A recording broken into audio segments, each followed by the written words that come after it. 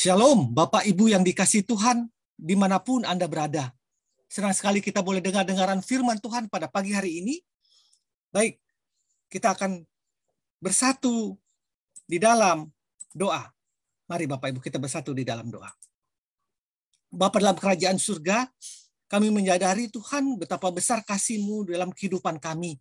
Kami tahu Tuhan bahwa kami sering meninggalkan Tuhan, kami sering kalah dalam pergumulan kehidupan kami. Tetapi Engkau adalah Allah kami, Allah yang setia, yang tidak pernah meninggalkan kami, yang selalu menyatakan kasih-Mu ke dalam kehidupan kami.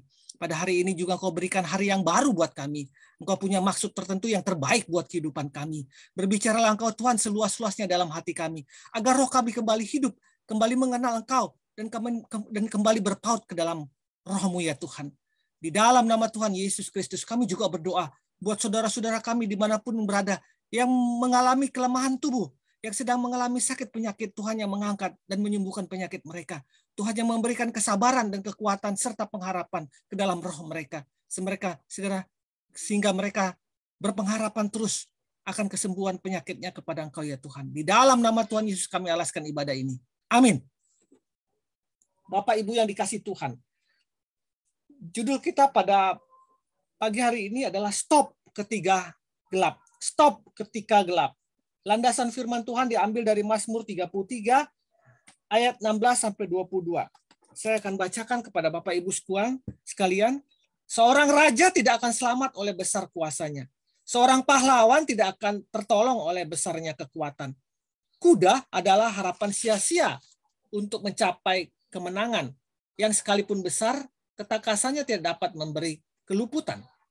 Sesungguhnya mata Tuhan tertuju kepada mereka yang takut akan Dia, kepada mereka yang berharap akan kasih setianya, untuk melepaskan jiwa mereka daripada maut dan memelihara hidup mereka pada masa kelaparan.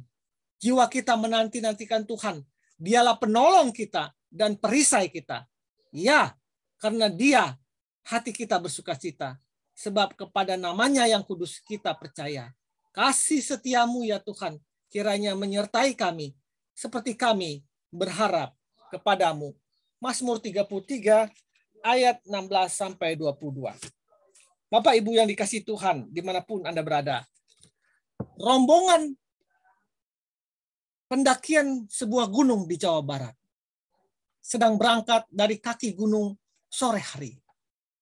Tentu mereka sangat yakin akan bisa sampai di puncak gunung tepat waktu. Harapan mereka adalah bisa berkemah di atas gunung dan melihat sunrise pagi harinya yang begitu indah. Tetapi apa daya? Belum ada setengah pendakian, mereka tersesat. Seseorang yang leader yang diharapkan bisa membimbing pendakian itu justru membawa mereka pada jalan yang salah. Ya, beberapa kali mencoba jalan yang benar tapi tidak mendapatkannya juga. Sementara itu hari sudah gelap. Tiba-tiba seorang yang lain dari rombongan berteriak, "Berhenti! Turunkan barang-barang dari punggung kalian. Kita berkemah di sini." Tentu ada yang setuju atau ada yang tidak. Orang itu pun menjelaskan, saat ini sudah gelap. Kita tidak tahu jalan yang benar dan kita tidak tahu jalan yang jurang. Mana? Ada di mana-mana jurang tersebut. Kalau kita lanjutkan, kemungkinan besar kita akan celaka. Kita berkemah saja di sini. Besok kalau sudah kelihatan terang, kita lanjutkan.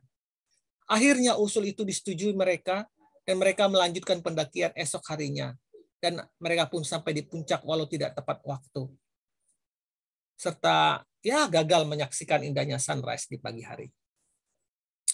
Bapak Ibu yang dikasihi Tuhan, apa yang mau dikatakan dalam renungan ini? Dalam kehidupan ini, kita bagaikan rombongan yang hendak mendaki puncak gunung. Kita berusaha untuk mencapai keberhasilan. Ada yang sedang berusaha untuk berhasil di dalam usaha. Ada yang berusaha untuk berhasil dalam bisnis atau karir, pelayanan, studi, bahkan yang lainnya. Bahkan ada juga yang berusaha untuk berhasil menjadi orang tua yang baik, menjadi anak yang baik, menjadi menantu yang baik. Tidak jarang hal-hal tersebut mendapatkan kita pada titik kegelapan, di mana kita tidak tahu lagi harus berbuat apa untuk bisa mencapai keberhasilan tersebut. Sepertinya kita sudah mencari jalan keluar, tetapi tetap saja kita berada dalam kondisi stagnan. Bahkan ada kadang-kadang orang yang memimpin kita, tetapi justru orang itu memberi jalan yang salah, sehingga kita semakin terpuruk. Ingat, bila terjadi masalah tersebut, berhentilah dan berkemalah. Jangan kita tergesa-gesa untuk segera nekat bertindak, tanpa kita tidak tahu tentang jalan mana yang harus kita tempuh. Beristirahatlah, berkemalah, berdiam dirilah, berdoa kepada Tuhan. Kita butuh ketenangan, kita butuh terang. Terang itu yang daripada Tuhan sendiri. Pemazmur menyadari bahwa kuasa dan kekuatan manusia tidak bisa menolong seseorang. Ketika orang tersebut sudah berada pada titik nadir, ketika orang tersebut berada dalam keadaan depresi, barang-barang dan keterampilan atau apapun tidak sanggup menolongnya. Yang bisa dilakukan orang itu untuk keluar dari depresinya atau kebingungannya adalah menantikan Tuhan. Duduk diam, mendengar suara Tuhan, bersikap pasif. Ada 3 alasan mengapa seseorang harus diam dan menanti-nantikan Tuhan. Pertama, karena dia sadar bahwa apa yang dia miliki tidak sanggup menolongnya. Dia sadar bahwa yang dia miliki tidak sanggup menolongnya. Kadang-kadang banyak orang yang tidak sadar bahwa sebenarnya dirinya tidak sanggup untuk menghadapi pertandingan kehidupan ini. Dia perlu Tuhan. Untuk itu perlu kesadaran diri. Kedua, kita bersikap diam atau pasif menantikan Tuhan adalah merupakan wujud keyakinan kita bahwa Tuhan akan datang dan pengharapan kita akan pertolongannya akan tiba tepat pada waktunya. Kita berserah kepada Dia. Yang ketiga adalah wujud yang ketiga menunjukkan bahwa kesabaran menunggu jalan atau cara yang diberikan Tuhan agar kita bertindak tepat merupakan identifikasi atau menyatakan bahwa kita adalah orang-orang yang punya Tuhan dalam hidup ini. Karena Tuhan sudah berkarya, kita bisa menjadi tenang. Kita bisa menjadi berdiam diri dan menantikan Tuhan. Bukan seperti orang-orang yang tidak mengenal Tuhan. Sampai jatuh ke dalam depresi, bahkan menjadi milik iblis. Diambil oleh iblis. Untuk itu Bapak, saudara-saudara dia kasih Tuhan, dimanapun Anda berada. Pada waktu masalah kehidupan, pertandingan kehidupan yang begitu melelahkan ini, membuat Anda bingung, tidak bisa berbuat apa-apa. Stop, berdiam diri, berkemah, dan berbicara kepada Tuhan. Biarkan Tuhan yang beracara. Kehendak Tuhanlah yang jadi.